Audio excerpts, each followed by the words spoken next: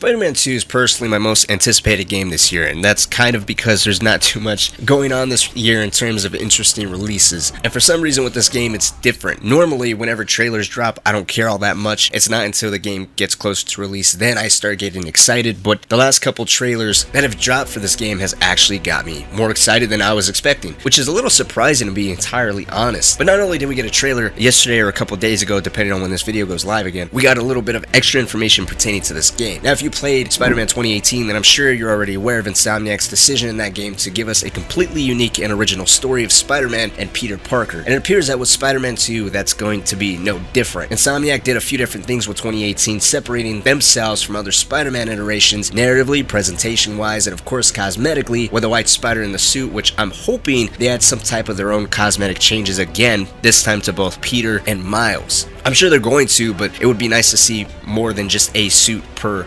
Spider-Man. But 2018's Spider-Man released September of 2018. Spider-Man 2 is going to be released October 20th, 2023. That's 5 years and about a month since the release of 2018. And in that game, we obviously had a pretty significant number of villains. We, of course, had the Sinister Six, the main ones we had to deal with being Vulture, Scorpion, Electro, Rhino, Doc Ock, Mr. Negative being Martin Lee. And then we had some enemies that did play some smaller roles, such as Tombstone, the pain in the ass Screwball, which I really hope does not return. Black Cat had a few activities you had to do, and once those were all completed, you got a special suit, and of course that led to her DLC that released post-launch. So she was a little bit of a special case, but besides that, the other villains that really made a small appearance was Taskmaster. If you want to consider Shocker and even Sable, throwing all those together, that's a grand total of 13 villains. And again, that's sticking strictly to the base game, not touching the DLC. I can't remember if there's anyone else that I'm missing. If I am, please remind me down in the comments, but so far, if the trailer's anything to go by as far as confirmed villains go, it looks like we're gonna have another stacked roster. So as of right now, as far as confirmation goes, we do know Venom, Lizard, and Kraven are going to be in the game. At the beginning of the gameplay reveal trailer, on Kraven's tablet, we also see some other villains from both Miles Morales as well as Spider-Man 2018. And that list includes Prowler, Black Cat, Wraith, Tombstone, Lizard, Taskmaster, and Shocker. We also see on that tablet the Sinister Six locked up in the raft, possibly hinting at them not only returning, but at the very least Kraven having some type of eye on them. Should they break free, technically they are going to be a threat to him, probably a challenge for him, or he might use them as some type of distraction to separate Miles from Peter or create some type of wedge between them. As we've seen in that gameplay reveal trailer,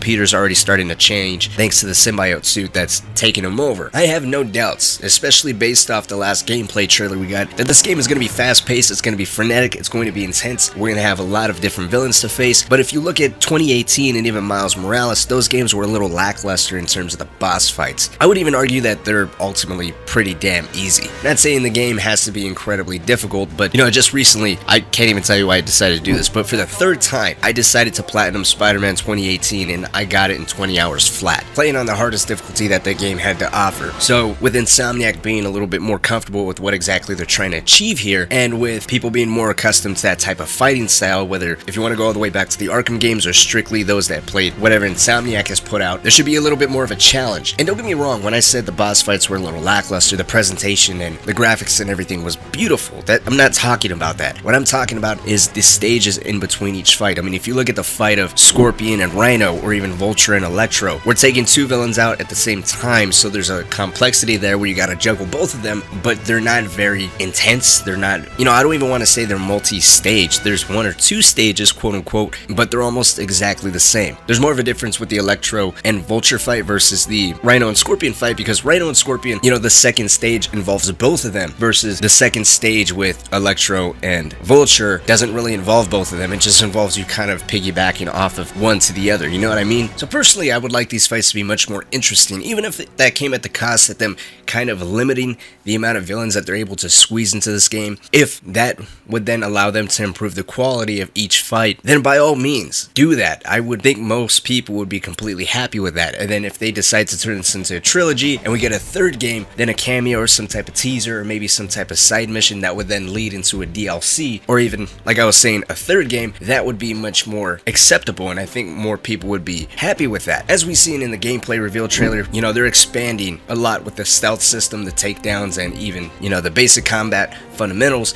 but I really hope that they nail the boss fights in between each of these games. I really hope that along with taking all the criticism about the stealth and some additional things they can do to really improve that aspect of the game, the boss fights really need to be vamped up, or at least give us 2 to 3 solid boss fights with multiple levels, different stages, and different things to do in each stage to really vamp up that amount of challenge. Especially if we're going to be playing as both Miles and Peter, we gotta have some type of thing to really keep us on our toes, don't you think? But of course, that's just me kind of spitballing. I went back and replayed Spider-Man 2018, and that really had me thinking about the fights, the challenge, the difficulty that these games really present. Like I was saying, it doesn't have to be incredibly hard or incredibly challenging or difficult. I think it should be acceptable for all.